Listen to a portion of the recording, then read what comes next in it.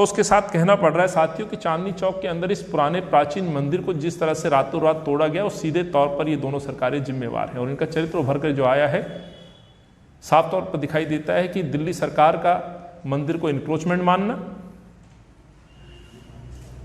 और धर्म के नाम पे सबसे ज्यादा अपने आप को हिंदू धर्म के हितैषी बताने वाले, देवी देवताओं के हितैषी बताने वाली भाजपा के शासित नॉर्थ एमसीडी के द्वारा इस पे एक्शन लेना, यह साबित कर देता कि कहीं ना कहीं अपनी चुनावी इच्छाओं को पूर्ति के लिए इस तरह भगवान देवी देवताओं के नाम वो प्रयोग करते रहे। मैं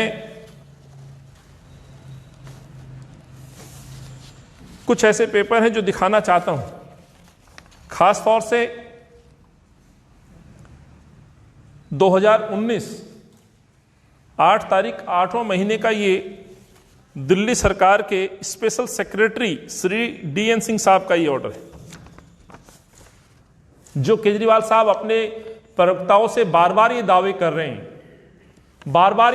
रहे हैं कि ये आम आदमी पार्टी का इसमें रोल नहीं।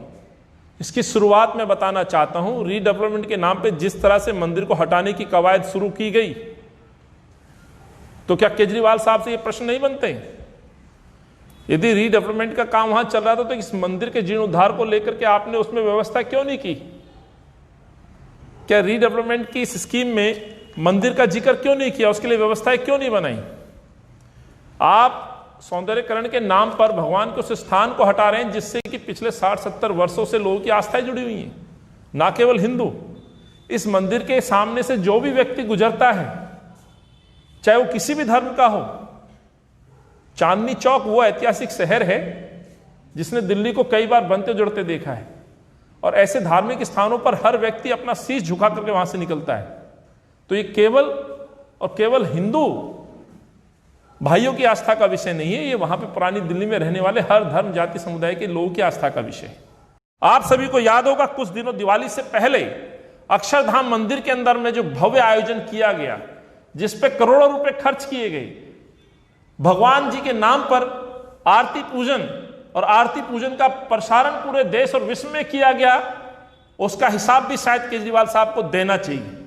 लेकिन जिस अक्षरधाम मंदिर में भगवान का दिवाली से पूर्व आरती करके यह दिखाना कि वो कितने भगवान के भक्त हैं, एक उदाहरण मैं और पेश कर रहा हूं। जिस मंदिर में इन्होंने पूजा अर्चना की, जिसको हम और पूरा विश्व अक्षरधाम मंदिर के नाम से जानते हैं, अफसोस इस बात का है कि उसी नाम से वहां पर एक मेट्रो स्टेशन भी है, अक्षरधाम मेट्रो स्टेशन।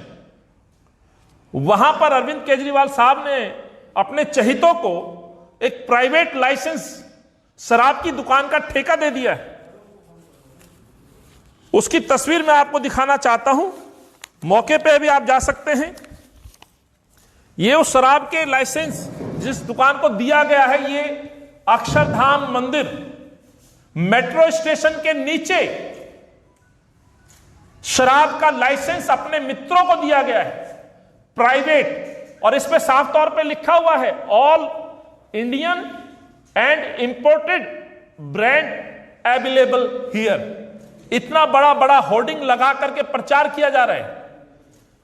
और क्षमा चाहता हूं, जिस भगवान के प्रांगण में इन्होंने आरती पूजन का ढोंग किया था, इस शराब के ठेके का जो शटर है वो भगवान नारायण के दरवाजे की तरफ खुलता है, जबकि मॉल की पॉलिसी के अनुसार, मॉल की जो परिभाषा है उसमें आने और जाने के ही सिर्फ द्वार होंगे। इस शराब की दुकान को स्पेशल व्यवस्था कराने की भी इजाजत दिल्ली सरकार ने दी, और शायद जो हमारी आबाकारी नीति है, जो उसमें दिशा निर्देश है डिस्टेंस का भी, उसका भी पालन नहीं किया गया है।